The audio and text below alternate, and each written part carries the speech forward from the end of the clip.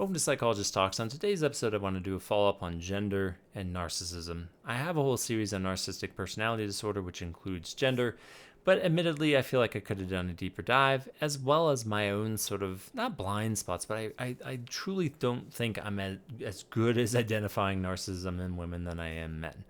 And that's even understanding that it's not just the diagnostic version. Again, go look at my whole series on this. I talk about subtypes, but even knowing the subtypes, even knowing further after doing even more research, knowing that women are, spoiler alert, represented more highly in covert, I still struggle. And so this episode's kind of my own challenge to walk through my own experiences, my own knowledge, and see how I can refine things. Now, the episode will be divided into two sections. One, I already gave it away.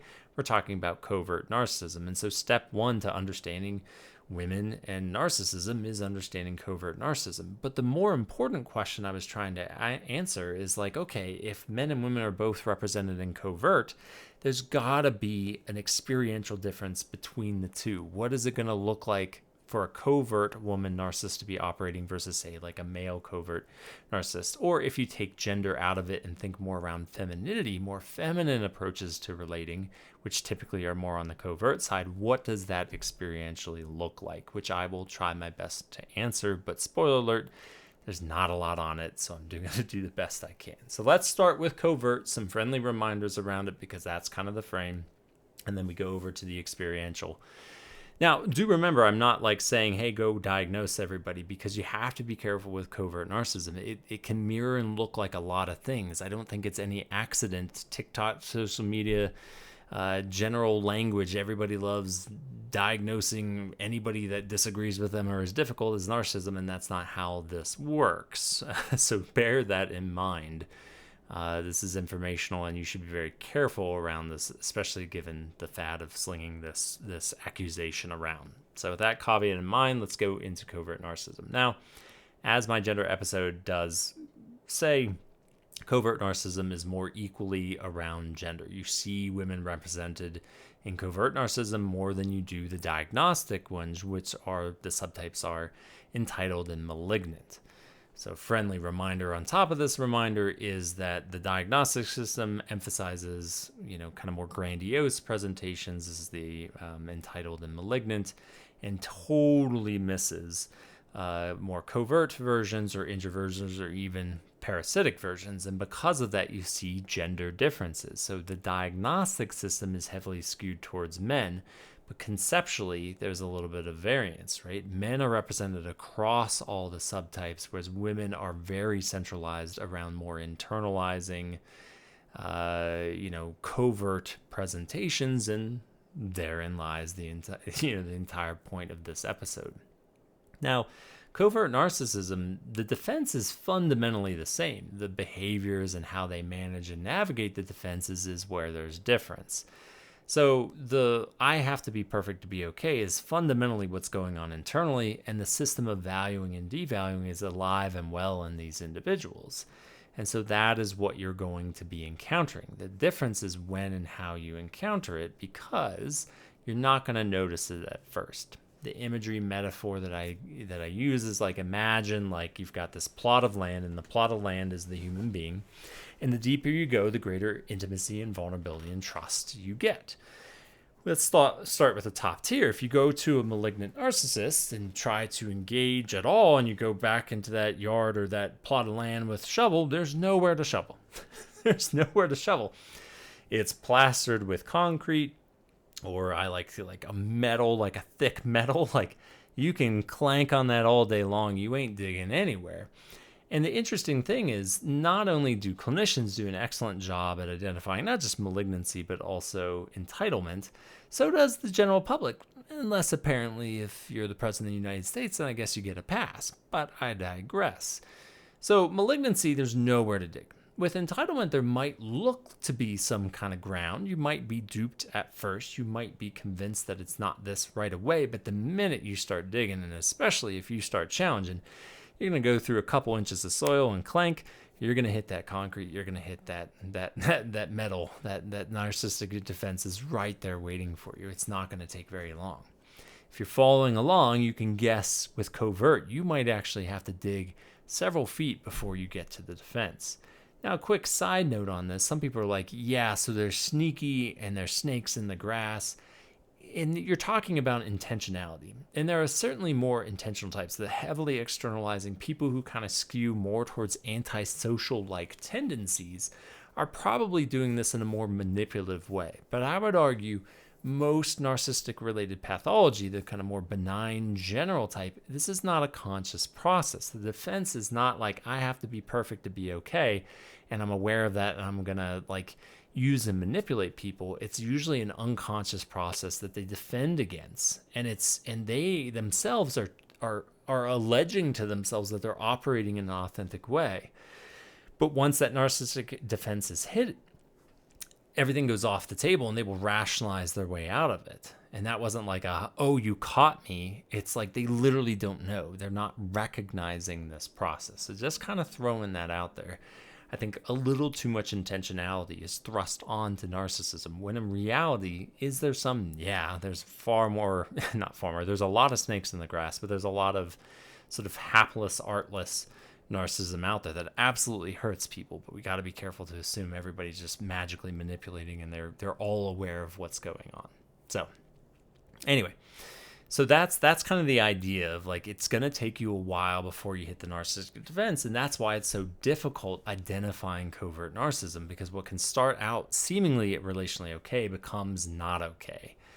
And the typical issue is usually going to be around consistency, which we're slowly edging towards part 2, experientially, what you might encounter.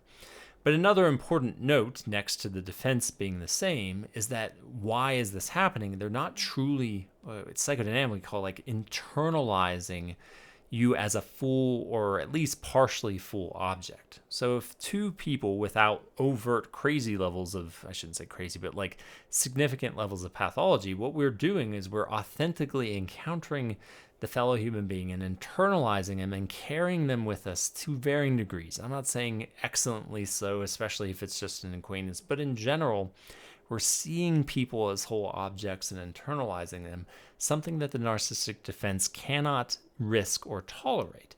And so while they're allegedly relating these covert narcissists, in actuality, you are just a tool. They are analyzing whether or not you are worthy or valuable, a risk or not, and that is the calculus. You're this barely object to them, and it's aspect of pretend. It is the song and dance that looks like authentic relating, but is prevented to be legitimate authentic relating because of the defense. So that sets the tone. That's the underlying premise behind covert narcissism, which is across genders, but is certainly applicable to women. Now, how might this actually present with women? So here we go, part 2. How does this uniquely present? Again, caveat, there's not a lot of research, so I did the best I can. We're going to talk a lot about gender socialization in this respect, and the first one is around affiliation. Everyone universally affiliates. I don't care who you are, what gender, 99% of people, there's a few genetic oddities out there that really just do not care to relate. And let me just be clear, I'm not talking even spectrum-y people are there's this stereotype that they don't care to relate. That's false too, right? So to varying degrees, we're all encoded to relate at the end of the day and affiliate. And because of that, we're socialized in how to do so. For women and young girls, the socialization is a lot more nurturing and a lot more intimacy forward. And so even if they are disinclined to do that, and it's, let's take narcissism out of the picture. This is also a sad thing when there's more masculine young girls. They have social pressures that don't allow those things. That's a tragic thing. But with narcissism, they're being forced away from their defense, and they're learning this sort of the art of this is how I'm supposed to socialize. I'm supposed to lead with this warmth. I'm supposed to lead with exploring and wanting deeper levels of connection. And so I either need to be ostracized for this, or I need to figure out a way to do this successfully. Again, under a narcissistic sort of lens, not the, my personality is mismatched with, what gender or gender socialization expects of me. And so when you're initially interacting with a woman with covert narcissism, again, not terribly helpful, you're not going to notice because they're leaning into what they know they're supposed to do and what they know can garner positive potential responses, again, if they've drank that particular Kool-Aid. It's always interesting when you run into more masculine presenting women narcissists. But again, that's where you're edging towards more entitlement rather than the sort of covert. But I digress. So they'll lead with like, I want to know you. Would you have any kids? Like, what are our shared values? I'm going to remember your kid's name. Hey, I'm going to send thank you cards and I'm going to send birthday cards. I'm going to know little factoids about you. And they'll do that little song and dance. But again, it's not actually authentic. You might not know this yet, but it's not actually authentic. And there's a couple ways that you figure out that essentially this song and dance is not actually authentic. The hardest version to identify is if you're in a valued position, because they will usually keep that song and dance going because you are of use and utility to them. This also can include family and people that help them maintain their image, where they will do the song and dance with their inner circle to be like, you like me, right? Be sure you're telling people that I'm a likable, nice person. They create this like little protective bubble that reaffirms that they're probably okay, which is this like long game of delegitimizing feedback that might say otherwise. So again, they'll do that little song and dance. They're not always terribly consistent with it because, again, at the end of the day, it's about power, authority, access, ensuring that their ego is protected and they are retaining a valued position in some sort of way. So again, they might not be super great at it, but they definitely maintain it. Usually, if you're in the inner circle, your clue in will be how they talk about other people, particularly how they talk about people that they don't find value in and or challenge and confront them. You will see them other and delegitimize, which we're getting to if you're in the devalued position. And if you're really paying attention, it's not just like, well, they don't like X or Y. Like, they just recurrently do this the minute there's any sort of confrontation, the minute there's any sort of like, yeah, they're not worthy enough. And that is just kind of their MO. It is what they typically lead with, which, unfortunately, for people who don't identify this unhealthy and challenge it, leads folks to kind of walk more gently around them and be like, well, I want to retain the valued position. I don't want to enrage or upset this person. So that's the hardest method to identify. I mean, congrats if you're in the valued position. You're not going to get a lot of their flack, and you're not going to approach their defenses as much, but you should probably, if you're paying attention, notice what they're doing to other people and conflict when conflict comes up. The one that's far more obvious, if you're doing the math that I'm already doing, is if you're in the devalued position, because they will readily, the more benign version is they will not follow through. They will not follow through. They will basically say this. They'll do the initial song and dance, try to secure some degree of attachment with you, and then you go to the wayside. Because remember, you're not actually internalized. You're not an active representation in their internal world. You're just an external object that they have to interact with. And if you don't have much value or worth, they will begin to disappear on you. They will say, like, we have these shared values. I love meeting. I want to talk more. I want to do these things. But something else always becomes the priority, and they don't follow through. And the kicker is, again, people can be busy, but like even when you prompt them, they'll do their song and dance and be like, oh, yes, yes, yes, again. And then what happens? It drifts almost immediately. And then you ask and reframe again, and you give them another chance, and you are more explicit with how that hurts you, or it doesn't work, or it feels disrespectful to the relationship. And then they make the promises again, and it just continues over and over and over again because they don't legitimately care. They don't legitimately care, not because they're natively malicious and evil people, but because the defense doesn't care about you. You don't do anything for their ego. So why would they actively tend to you outside of the initial song and dance?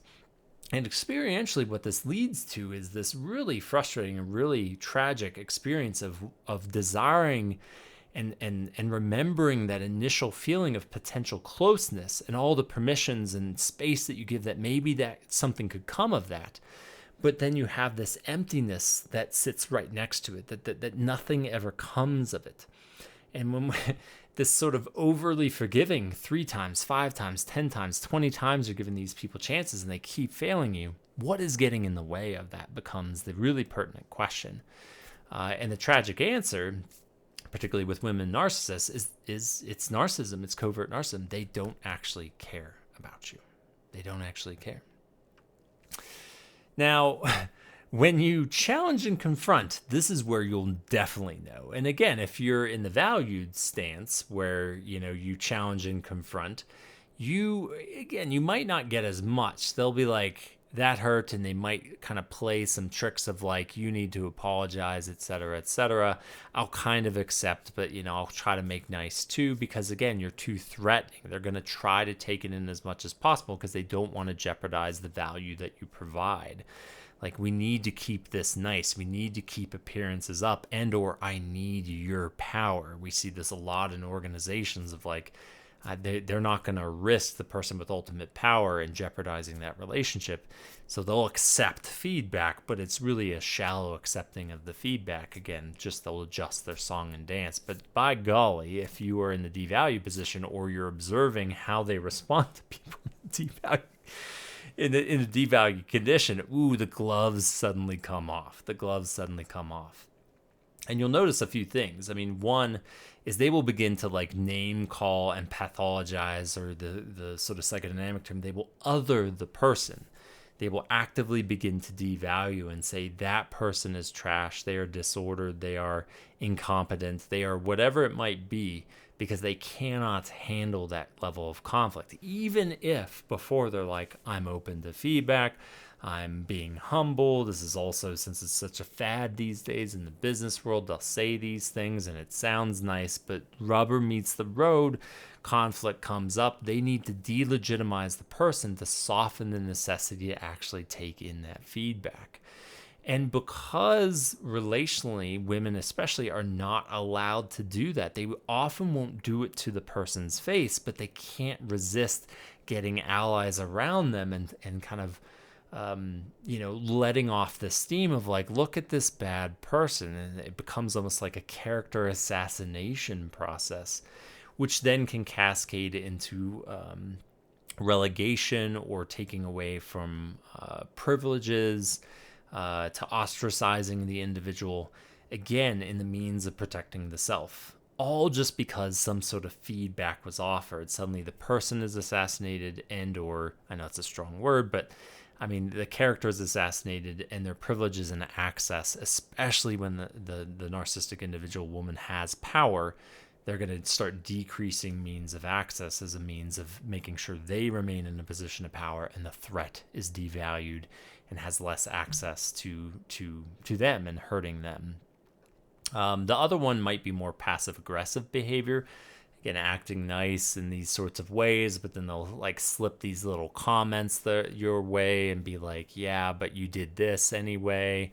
Kind of not quite fully retaliating, but playing with this. And there's this tension and uncertainty about where you stand, because they seem to be doing the affiliative thing, but there's this latent kind of aggressive commentary where it's like, is something wrong? You're like, no, everything's okay. Again, positions of power, they will usually, kind of exert their power and authority over you a little bit more. But again, they'll be like, but, we're still good and everything's okay, right? Everything's all right. Everything's all right. So just to recap, since this is, I'm at 18 minutes, there is how they affiliate, lack of consistency around conflict. There is othering and character assassination and stuff like that. And last but not least is a victim-based narrative. There's a woe is me, and it can include weaponizing gender. It's sort of a damsel in distress of like, these people pushing these negative narratives on me and don't like me, and they're saying I'm a bad person. Oh no, like, how could someone think that of me? You don't think that way, do you? And again, when we're hurt, there is a component of this, but it's about frequency. And I should say that about all of these. It's not about one or two, right? This is the recurrent theme of what these folks do. But there's this like, oh no, I can't, they just don't see how good I could be, and they're not understanding. Or again, you start pairing it with other things, is like, I did the best I can, but because of the way they are, because of this dispositional variable, look at this other thing. Or, this person isn't trustworthy and great anyway. Why would we, I just don't think that they understand. And again, there's an element of soliciting support from other people to keep that narrative going, that they are just victims to aggressive other people, when ironically, the origin story and the problem was indeed them, that they are not victims. They're suffering legitimate consequences for their indifference towards others, and their othering of other people. And so it becomes a position of last resort, the sort of, feigning and fainting and acting as though you're being aggressed against, when in reality it is simply people setting boundaries, and or heaven forbid actually trying to offer legitimate feedback that a non-narcissistic individual, a non-narcissistic woman, would actually take in and try to grow and consider in some sort of way. But again, it's all a method of delegitimization. Now, can all the things I just say technically apply to men? Oh yeah, 100%. I mean, it's just, and that's the trickiness in all of this. And we have to remember, like, especially if you're a provider, you've got to be aware of your own projection dynamics around gender, right? I said it myself that I can conceptually know these things, but there's, my own sort of projection dynamics with women will muddy my own waters. And we see this, in research. Forgive me if I quoted this earlier, that again, malignancy entitlements, people will universally identify those. But when we look at covert narcissism, I think this is like Hubrick, sorry. They see, like, even clinicians struggle to identify covert narcissism. It is a tricky thing, and my suspicion is that there are gender dynamics to that too at play, that even those of us who know the research and know these things, we're working against the gender socialization that even if we aren't women, we're subjected to, and we see and we notice, and we can even collude in ourselves. And so it can be very challenging to discern this. So, if you're taking this episode, take in the information and the potential experiential vibe you could potentially experience if there's a covert narcissist who is a woman, but you also have to be aware of what you tend to do with gender dynamics. Do you, if you're like me, tend to give a little bit extra permission, that it takes 5 times the amount of examples for women before you're like, wait, is this narcissism, versus a man? You might be very quick to jump to that, even on a covert level. And so that's where, using different terminology, you have to know your own subjective countertransference around gender dynamics to help with any of this. Because even if we had more research, that is going to be a key and critical part of it all.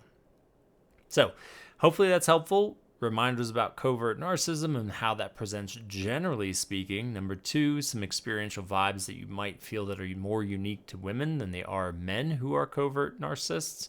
And last but not least, a quick call out, myself included, to be aware of your own countertransference and projections that you might be engaging in that might cloud judgment. And I say that, again, more focused on providers than the lay public, because if you're the lay public, while it's good to be informed about these things, do be careful about how quickly you try to pull your own diagnostic triggers with people that you know. To be fair, it's hard to get these folks to go to therapy so that an actual legitimate evaluation can happen. And I myself just said, just because they get in to see a provider doesn't mean the provider is going to notice these things. So I get it. It's important to be informed. But as always, please do be careful and responsible with these sorts of things. If you are in the general public, I am not trying to help you become a diagnostician. This is simply information focused. So all this to say, I hope it is interesting. I hope it has been relatively engaging, a little bit longer episode than I hoped, but again, hopefully useful to varying degrees. So as always, thanks for listening, watching, and stay curious.